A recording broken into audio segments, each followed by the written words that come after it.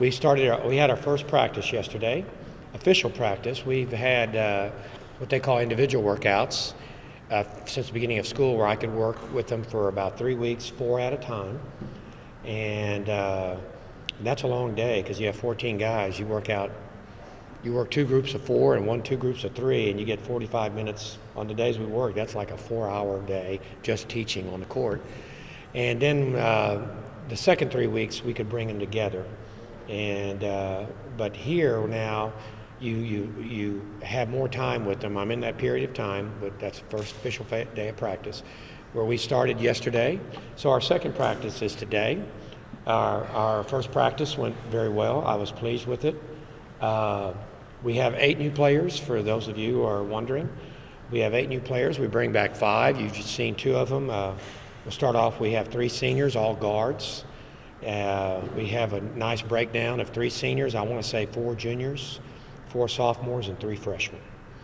This year's team. One of our freshmen is a walk-on. So we have out of the 14, the number 14 I've mentioned, 13 are on scholarship.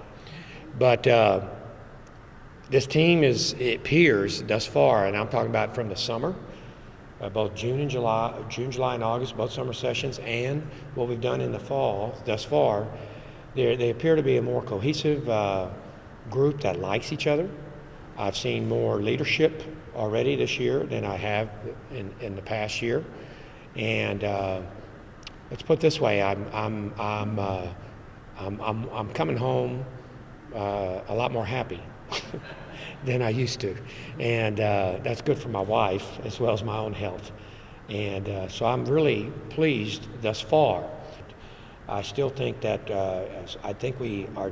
we made a turn as far as putting in our defensive footprint on this program last year, and I do think we'll even be better defensively this year than we were last year.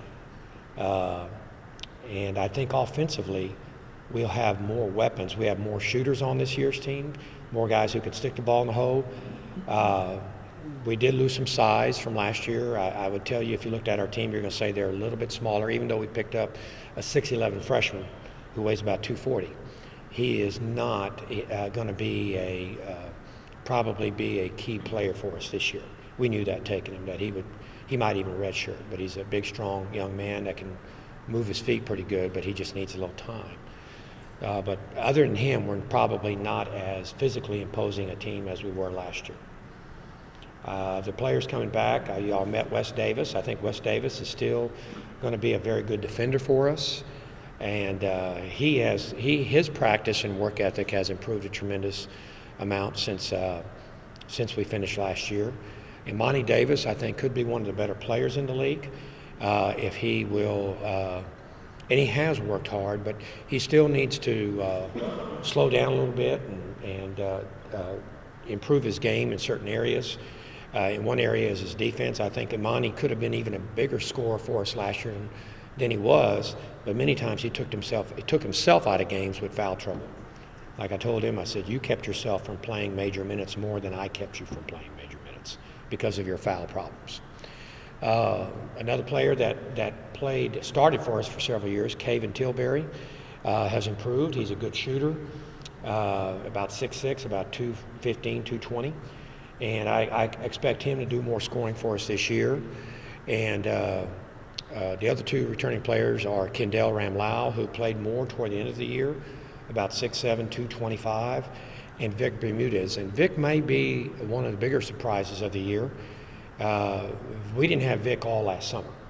And as you well know, the NCAA allows you to work with your team during the summer. You don't get to work with them much. It's 2 hours a week. But between the conditioning, the weight training, and that, because the conditioning and weight training, you get 6 hours a week during the summer, Vic started way behind, and he never really caught up. Well, he stayed here all summer, and I've seen tremendous improvement. He shot 50-something% from the three-point line in junior college, and we're starting to see that. We're starting to see that shooter we hoped we would have had. Overall, I think my guard play is better than it was last year, and I think our post play will get more scoring out of our post. I'm hoping Caven Tilbury and another young man named Cameron Naylor will give us some scoring at the forwards. I also failed to mention another young man named Jamarcus Witherspoon. I do think all those players are great athletes. for us. Something in many ways, we're more athletic. We're just not quite as big as we were last year. We had a good-looking team in terms of walking through the airport. We looked good, big, but sometimes we didn't play as big as we look. And that's what I'm trying to tell my team. It's not how big you are, not the size of the dog in the fight. It's the size of the fight in the dog. I know some of you have heard that before, and I believe in that. I believe in that a great deal. So I'll take questions from anybody about this. One other thing I want to mention, in fairness to the kids last year, when you play Houston, SMU, Texas, Utah, Oral Roberts, and SFA in your non-season, you're really taking on some good teams. The 4 best teams in Texas last year were Texas, and at Baylor, SMU, and SFA, and we played 3 of them. And we're going to play 2 of those again. SMU is not going to be on our schedule. Utah, in some magazines, or at least in one magazine, was picked second. So I do believe that in many ways it was a perfect storm. New coach, totally different than what they were doing, and very difficult schedule that created an environment difficult for, I guess, some guys to say, hey, this is working when you're playing such a tough schedule early. Or maybe it was worth the effort. Say that again? Maybe they didn't think it was, began to wonder if it was worth it. That could be it. I mean, our main problem was our seniors making that change. They were recruited to run and gun, and that's understandable. I mean, hey, y'all brought me here to run and gun, and now you're bringing in somebody that's going to make us play D, make us make more than 1 or 2 passes, and so I was telling some of the individuals in this room that we played 11 games last year where we were up 1 or 2, tied, or down 1 or 2 with 2 minutes to go, and we lost 10 out of 11. 10 out of 11. I've never lost that many close games in 2 years, much less 1. But it happened last year. So How tough was that for you? it was very tough. It was very tough. There's a lot more gray on this head of mine than there was at this time last year. And so I do think our point guard play is better. I do think Wes Davis and Vic Bermudez are going to be a lot more comfortable in the situation I'm putting them in this year versus last year. And so we do think we have better point guards playing for us. And they also brought in a combo guard named Ethan Montavo. I failed to mention him. He's one of the best shooters I've ever coached. And he played for a coach that I truly respect out of Nebraska, North Platte. And so we were lucky to get him. Matter of fact, he visited us, and we thought the way that him and his parents were talking, they're coming, and then boom, here comes A&M offering him a scholarship. One of those deals where we didn't get this guy or this guy, we're going to drop in on this guy. And I thought, after all the work I've done, because if you fly and drive out to North Platte, you're doing a lot of work. And so when you go to North Platte, Nebraska, and once to watch a young man play, and then go out to Omaha again just to speak to his parents, you think you're putting a lot of effort in as head coach. Well, it paid off. The young man and his parents and his coach, thanks to his coach, said, look, these guys were on you all year long. A&M's just jumping on you in the last second. You need to stick with the program that's been with you all during the year. And he stuck with us. And, if somebody said you're going to beat out A&M at Texas State, I think the school's got great potential, but it's hard to beat out a Big 12 school, So, but we did. We got that. We were able to keep them. Since you're talking about rebounding, lack of size versus rebounding, is the rebounding mentality helping you? A lot of it is, you Steve, you hit the nail on the head, and that's why I keep telling them, you got to go, fellas. You can't watch other people shoot, or you can't watch your shot. And I'm talking about the forwards and the centers. And matter of fact, I've made the statement before to people like Caven and our new player Cam Naylor, because both of them can really jump and they're quick. And I said, if you're going to shoot the ball and stare at it, I'm going to pull you out. I said, if you're going to shoot and go try to rebound your own shot, as long as it's a good shot, I'm not. But and I've said the same thing to Amani and some of the other bigs, that if I'll take away outside shooting if y'all won't go rebound. You know, we need to rebound the basketball. I think that's one of the keys to winning. Keep the other team from getting multiple shots, or second, third shots off their on their offensive end, and we need to get second and third shots. You know, so that is something we've emphasized. We've also worked a great deal on blocking out this summer, defensive rebounding. Amani talked about how the top is fitting it away, but he looks smaller, but he says he feels strong. No, he is. He's. For example, we do some conditioning, and he just passed everything with flying colors this year. And I mean, on the court conditioning and on the track conditioning, he really just knocked it out of the park. Matter of fact, you know, virtually, I think every one of my returning players, as far as on the floor conditioning, knocked out of the park, and on the track, you know, Wes doesn't like the track. You know, he's got a mental block on there. But Wes runs really good on the court, and you put him on track, he goes, oh, hell. You know, he don't want to do it. But you're going to do it, Wes. But I'm not worried about Wes's conditioning as much as, you know, some other people. When you're playing bigger teams, how do you compete when you don't have that big imposing rebound like you said? Well, you know, again, you have to block out, and you have to if you're quicker than the other team, well, let's take Texas. You know, they're huge. They're going to be huge, and you know, we have to take good shots, and that doesn't mean pass the ball 8 times. That just means if a good shot's there after 2-3 passes, take it. But if it's not there, take some good shots that you're confident you can hit, you know, approximately 50% of the time. And but on the other hand, you know, some of these big guys are not as quick as our smaller guys. So again, if you're attacking the rim from 20 feet out, 25 feet out, are they going to be able to block you out if you're quicker than they are? So it's a mentality. You know, I'll bring that up. The team that I left behind at SFA had a great year. They're not very big. Their starting center is 6'6", but they were some tough kids. I knew that. We beat Oklahoma my last year there, and my front line was 6'6", 6'6", 6'4". And they were tough people.